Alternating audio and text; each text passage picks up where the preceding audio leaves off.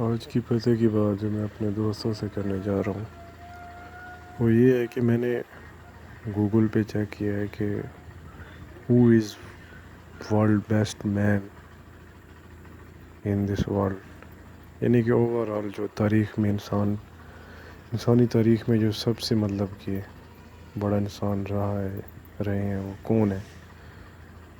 تو اس کو مجھے جواب ملا ہے کہ وہ ہمارے حضرت محمد صلی اللہ علیہ وآلہ وسلم ہے. بات کرنے کا مطلب یہ ہے کہ انسان کو سمجھنا چاہیے کہ اصل کامیابی ہے کیا.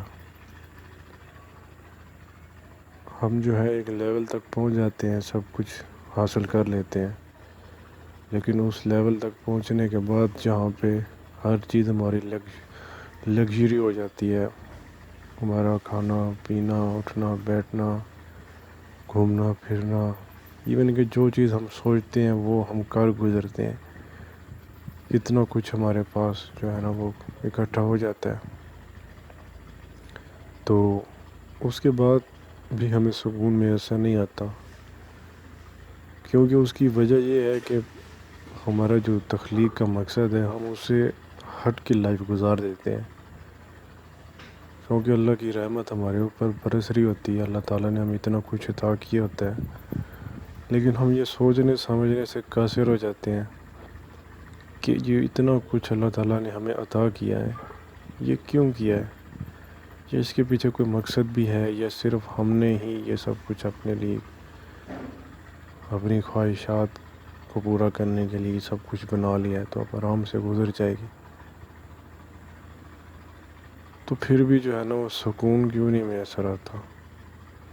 تو اس کے پیچھے جو مین وجہ یا مین ریزن ہے وہ یہ ہے کہ ایک دفعہ آپ صلی اللہ علیہ وسلم مدینہ میں تھے، تو کہیں سے گزر ہو رہا تھا، تو ایک بکری جو تھی وہ مری ہوئی حالت میں پڑی ہوئی تھی، اس کے جسم میں کیڑے وغیرہ پڑ چکے تھے.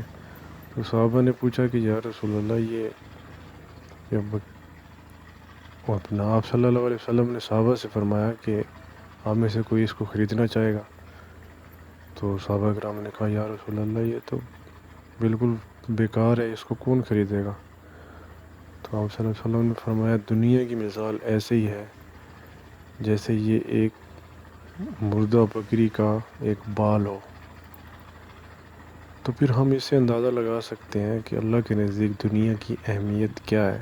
ہم چاہے کتنا ہی مقام حاصل کر لیں دنیاوی طور پہ، کتنے ہی بڑے انسان بن جائے لوگوں کی نظر میں، وہ کسی بھی فیلڈ میں ہو، کسی بھی جاب میں ہو، کسی بھی عہدے پہ ہو، وداؤٹ کنسرن کہ اس سے کوئی انسانیت کو فائدہ پہنچ رہا ہے، تو وہ ہمارا جو ہے اپنا جو ہے وہ ایک مقام ہوگا دنیا میں، کیونکہ اللہ کے نزدیک وہ ہمارا ہونا نہ ہونا ایک برابر ہوگا.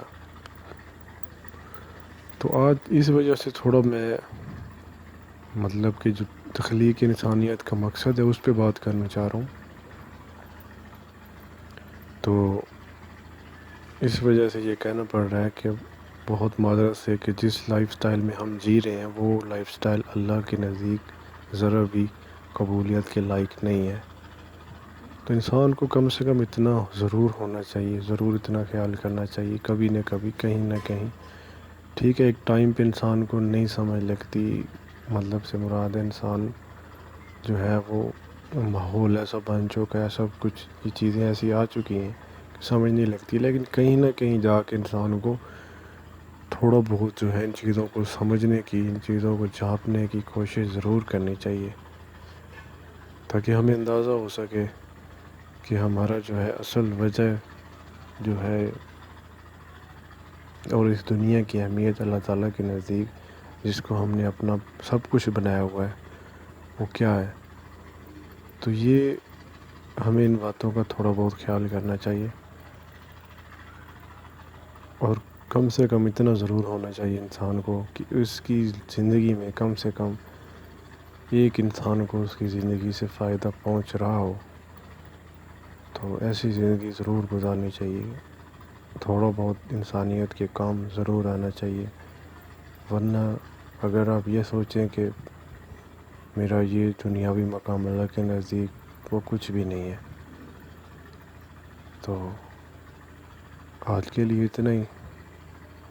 اپنا خیال رکھیے گا۔ اللہ حافظ۔ جزاک اللہ۔